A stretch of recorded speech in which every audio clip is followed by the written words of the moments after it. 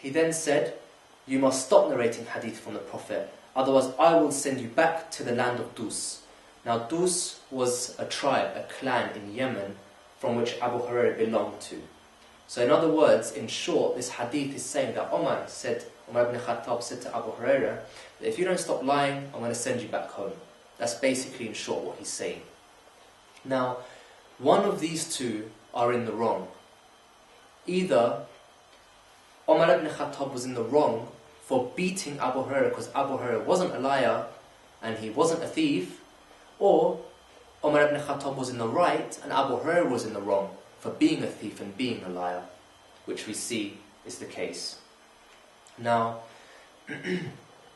these are just two accounts recorded in many of their books about the kind of character that Abu Hurairah was, about Umar ibn Khattab beating him.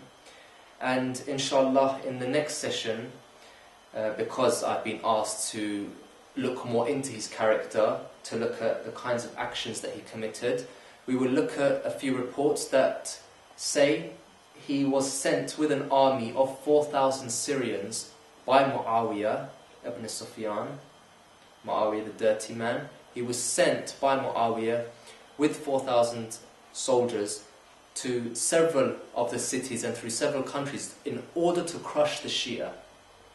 This is actually what the report says in the Sunni books, to crush the Shia. Why? Why? We'll come to see why.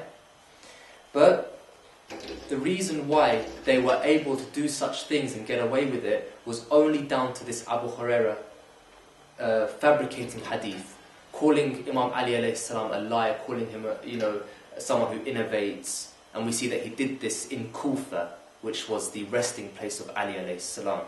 We see that they were only able to do this and get away with it because of people like Abu Hurairah who fabricated hadith. Like today in the world we have propaganda, people spreading lies about certain faiths or certain people, certain groups of people, in order that their death or their oppression can seem fit and healthy to everyone else who sits there watching such things like the media. We see that in those days this was the media. Hadith, people who wrote hadith and spread them among the people, was a form of media. And that this media worked the same way that the media today works, that allows this kind of oppression, allows this kind of killings to go on, mass murdering to go on, and for people to do nothing about it. Now, inshallah, in the next session we will come across these, and I'd like to finish on one thing. I have a friend, he's a Christian brother, and his father is also like a friend to me. When I go around, I probably speak more to the father than I do to my friend. We sit there having discussions about religion. He's a true brother in faith. He's a Christian, attends church, and he's a very faithful person. Now, he was telling me, we were discussing certain things about the truth, and I was telling him how the truth is always trampled on, how people always try to cover the truth up, lying about it, causing certain lies, or what we would say, creating dreams to cover people's eyes about the truth. And he said to me, don't worry about this. He said to me, you know what? The truth has always prevailed. He said to me, the truth is like a balloon in a pool of water. No matter how much you force this balloon down beneath the water, it always pops up, right? It pops up left, pops up right, pops up in front, pops up behind. It always pops up somewhere. And he says, this is like the truth.